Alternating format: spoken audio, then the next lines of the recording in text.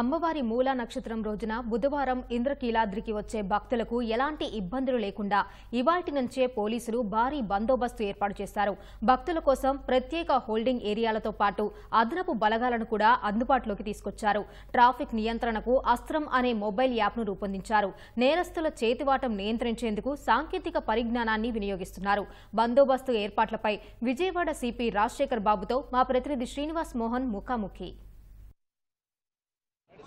అమ్మవారి జన్మ నక్షత్రం మూలా నక్షత్రం రోజు పెద్ద సంఖ్యలో భక్తులు ఇంద్రకీలాద్రికి వచ్చి అమ్మవారిని దర్శించుకునేందుకు ఇప్పటికే విజయవాడ చేరుకుంటున్నారు. మూలా నక్షత్రం రోజు పెద్ద ఎత్తున భక్తుల దర్శనం సాఫీగా జరిపించడం అనేది పోలీస్ శాఖ కూడా ఒక సవాలుగా మారుతుంది. మనతో పాటు విజయవాడ సిపి రాజశేఖర్ బాబు గారు, సార్ మూలా నక్షత్రం లక్షల మంది భక్తులు రాబోతున్నారు, మనం ఎలాంటి వ్యూహంతో ముందుకు అన్ని ఏర్పాట్లు చేశాము. దాదాపు 1100 మంది సిబ్బందితో మనము అదనంగా సిబ్బందిని తెప్పించి ప్రత్యేకమైన ఏర్పాటు చేస్తున్నాము. సామాన్య భక్తులకు ఎటువంటి ఇబ్బంది కలగకుండా, ఎందుకంటే గౌరవ సీఎం గారు రేపు మధ్యాహ్నం 3 గంటలకు వస్తారు. సో వారు వచ్చిన సందర్భంలో సామాన్య భక్తులకి దర్శనం ఆగకుండా ఏర్పాటు చేయమని చెప్పేసి ఆదేశాలు ఇచ్చిన నేపథ్యంలో వారికి సెక్యూరిటీకి ఇబ్బంది లేకుండా, అదేవిధంగా సామాన్య భక్తులకు ఎటువంటి సమస్యలు రాకుండా, అసౌకర్యం కలగకుండా బందోబస్తు ఏర్పాటు చేస్తున్నాము. అదేవిధంగా ట్రాఫిక్ సంబంధించి మన విద్యాధరపురం నుంచి ఇప్పుడే పాత్రికేయ మిత్రులు కొందరు చెప్పారు, విద్యాధరపురం నుంచి ప్రతిసారి కూడా ట్రాఫిక్ ఆపేస్తున్నారు, అది ప్రజలకు ఇబ్బందికరంగా ఉంది. కనకదుర్గ ఫ్లైఓవర్ మీద ట్రాఫిక్ అలౌ చేస్తే బాగుంటుందని చెప్పేసి చెప్పడం జరిగింది. సో వారి సూచనలు దృష్టిలో ఉంచుకునేసి, ఎందుకంటే ఈసారి మనము డైనమిక్గా ట్రాఫిక్ కంట్రోల్ అనేది ఒకటి పెట్టాము. అస్త్రం అనే ఒక మొబైల్ యాప్ ఉపయోగించేసి ఎక్కడ కంజెషన్ జరుగుతుందో, కంజెషన్ లేనప్పుడు మనం వదలడం, కంజెషన్ ఉంటే ఆపేయడం, అలాగా డైనమిక్గా ట్రాఫిక్ కంట్రోల్ చేయడం అనేది ఈసారి మొట్టమొదటిసారిగా ప్రవేశపెట్టాము.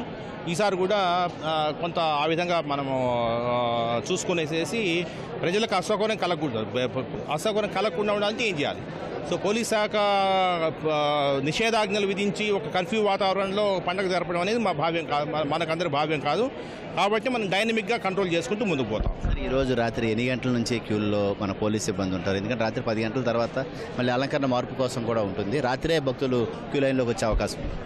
ఈరోజు రాత్రి 8 గంటల నుంచి పోలీస్ శాఖ అప్రమత్తంగా ఉంటుంది. దాదాపు 110 హోల్డింగ్ ఏరియాస్ తయారు చేసుకున్నాము. ఈ 110 హోల్డింగ్ ఏరియాస్ 110 రో పార్టీస్తో మనము డిప్లాయ్ చేయడం జరిగింది.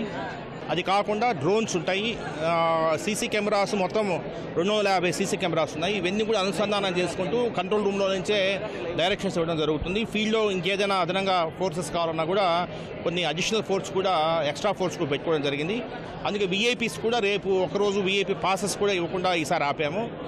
కేవలం గౌరవ ముఖ్యమంత్రి గారు, మంత్రులు, అదేవిధంగా జడ్జెస్ తప్పనిచ్చి, హైకోర్టు జడ్జెస్ తప్పనిచ్చి మిగతా వారందరూ కూడా సాధారణ క్యూలో రమ్మని చెప్పేసి రేపు ఒకరోజు వస్తే బాగుంటుందని చెప్పేసి వారికి విన్నవించుకున్నాం. క్రిమినల్స్ గురించి దాదాపు 40 ఫింగర్ ప్రింట్ స్కానర్స్, ప్యాపిలోన్ స్కానర్స్ని డిప్లాయ్ చేయడం జరిగింది. అంటే అనుమానిత వ్యక్తులు ఎవరైనా ఉంటే వారి ఫింగర్ ప్రింట్స్ తీయడము, వాటిని నేరస్తుల డేటాబేస్తో కంపేర్ చేయడం, తద్వారా చర్యలు తీసుకోవడం నిమిత్తం క్రైమ్ పార్టీస్ని డిప్లాయ్ చేయడం జరిగింది. Thank you. ఇది ఇంద్రకీలాద్రిపై మూలా నక్షత్రానికి ఇప్పటి నుంచే భారీగా పోలీస్ బలగాలను కూడా ఇంద్రకీలాద్రికి మోహరించడం జరిగింది.